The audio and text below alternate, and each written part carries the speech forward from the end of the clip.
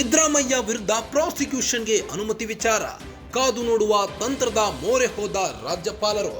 Show cause notice ಈಗಾಗಲೇ ಉತ್ತರ ನೀಡಿರೋ CM. ಅಲ್ಲದೆ ಕಾನೂನು ತಜ್ಞರ ಜೊತೆಗೂ ಗವರ್ನರ್ ಚರ್ಚೆ. ಎಲ್ಲ ಪ್ರಕ್ರಿಯೆ ಮುಗಿದರೂ ನಿರ್ಧಾರ ಕೈಗೊಳ್ಳಲು ಹಿಂದೇಟು. ಪ್ರಾಸಿಕ್ಯೂಷನ್ ವಿಚಾರವಾಗಿ ನಿರ್ಧಾರ ತೆಗೆದುಕೊಳ್ಳಲು ವಿಳಂಬ. ಸಿದ್ದು ವಿರುದ್ಧ ಪ್ರಾಸಿಕ್ಯೂಷನ್ಗೆ ಅನುಮತಿ ನೀಡಲು ಹಿಂದೇಟ್ಯಾಕೆ? ರಾಜ್ಯಪಾಲರಿಗೆ ಕಾಡುತ್ತಿದೆ ಸಿದ್ದು ಲಾ ಪಾಯಿಂಟ್ ಭಯ. ರಾಜ್ಯಪಾಲರನ್ನ ಕಾನೂನು ಬಲೆಯಲ್ಲಿ ಕಟ್ಟಿ ಹಾಕಿದ್ರ ಸಿದ್ದು. ಸಂಪುಟದಲ್ಲಿ ನಿರ್ಣಯ ಕೈಗೊಂಡು ಸಿದ್ದರಾಮಯ್ಯ ಜಾಣ್ಮೆ. ಅಲ್ಲದೆ ಸಿಎಂ ಕಾನೂನು ಸಲಹೆಗಾರ ಪೊನ್ನಣ್ಣ ವರ್ಕೌಟ್. ಕೋರ್ಟ್ನಲ್ಲಿ ರಾಜ್ಯಪಾಲರಿಗೆ ಹಿಂದೇಟಾಗುವ ಸಾಧ್ಯತೆ ಇದೆ. ಈ ಹಿನ್ನೆಲೆ ಪ್ರಾಸಿಕ್ಯೂಷನ್ಗೆ ಅನುಮತಿ ನೀಡಲು ಚಿಂತನೆ ನಡೆಸಿದೆ.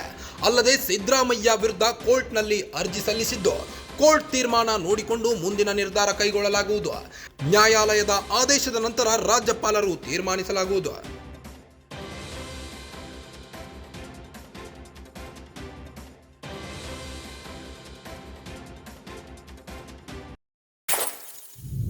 ಸಿದ್ದರಾಮಯ್ಯ ವಿರುದ್ಧ ಪ್ರಾಸಿಕ್ಯೂಷನ್ಗೆ ಅನುಮತಿ ವಿಚಾರವಾಗಿ ರಾಜ್ಯಪಾಲ ಗೆಹ್ಲೋಟ್ ಕಾದು ನೋಡುವ ತಂತ್ರದ ಮೊರೆ ಹೋಗಿದ್ದಾರೆ. ಈಗಾಗಲೇ ಸಿಎಂ ಸಿದ್ದರಾಮಯ್ಯ ಶೋಕಾಸ್ ನೋಟಿಸ್ಗೆ ಉತ್ತರ ನೀಡಿದ್ದಾರೆ.